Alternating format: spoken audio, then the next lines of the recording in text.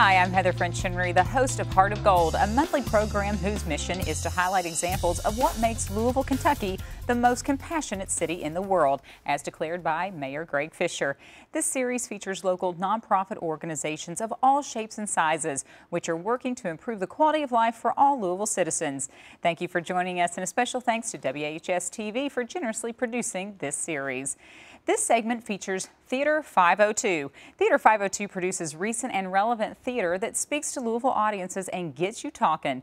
They are working to prove the radical idea that great cities can have more than one great theater. Members support Theater 502 because their work strengthens the fabric of our city's arts culture by challenging Louisville artists and audiences and deepening Louisville's conversation with the national theater scene, all while delighting audiences and sparking conversations with the highest quality shows.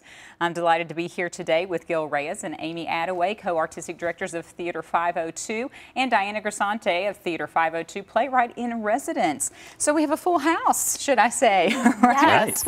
Gil, tell me a little bit about what Theater 502 is. Sure. Well, Mike Brooks, Amy Attaway, and I founded the company back in 2011, and we noticed a need in the Louisville theater scene. There was a gap, so to speak. So we have an amazing theater, an Actors Theater of Louisville, that produces a wonderful season, has, you know, a broad range of shows, and of course the Humana Festival of New American Plays. But in between there are plays that maybe get done once across the country and are never seen again.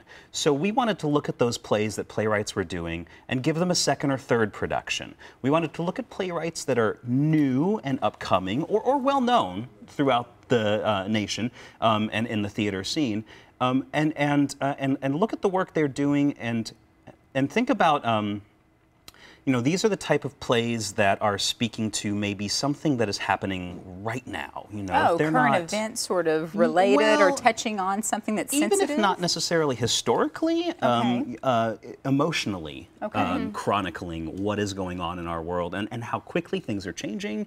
And so these are plays that we thought capture something that is right here in the zeitgeist, you know, so to speak, right? And and so that's what we mean when we say recent and relevant theater. That's the kind of stuff that we're talking about. Oh, great. Now, Amy, tell me a little bit about, how do you find these plays? How do you, do you search for them? Do they come to you? Both, yes. Okay. All of that.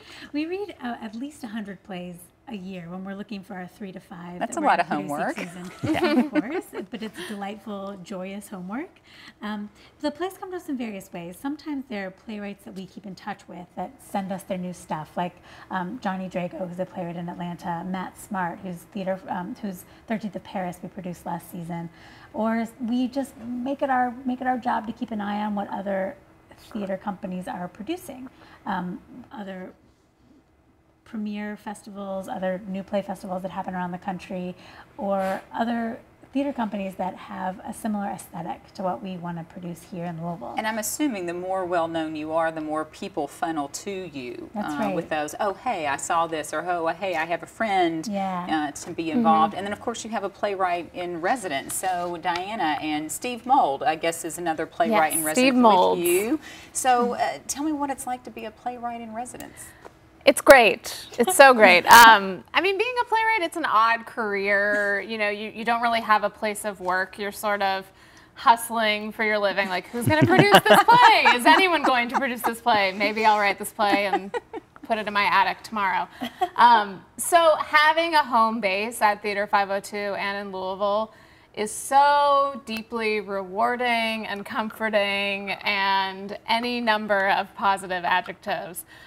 So being able to live in my hometown, I'm from Louisville, to live here with my husband, near my family, near my friends, is so amazing. And not only that, but to be surrounded by artists who are working at a really high level, who care about quality, who care about sort of the national scene as well as the local scene. It's really, really wonderful. Let me ask you, do your friends ever get concerned that when they're talking to you that they may wind up a part of one of your plays? Or family? I'm sure they do. I'm sure my mom does. I mean, I think I probably directly quoted her in a play, so maybe she's over it. But Yes, that certainly happens sometimes. It's kind of hard to separate personal life from work, I'm sure. Sure. One of the things that's great about having playwrights in residence is that Diana and Steve are great at writing for specific actors' voices. So specific actors that we work with a lot and who end up in our plays and their plays, they definitely have an influence on the way that the plays come to be. And how do you find the actors that you work with? Yeah, that's a great question. We have one big general audition every year and everybody's welcome. Everybody, anybody from around the city, around the state, whoever wants to come audition for us. We do have a sort of stable of actors that we use over and over again, people that we know are working at a highly professional level, and but then we find new people every season too, which is amazing.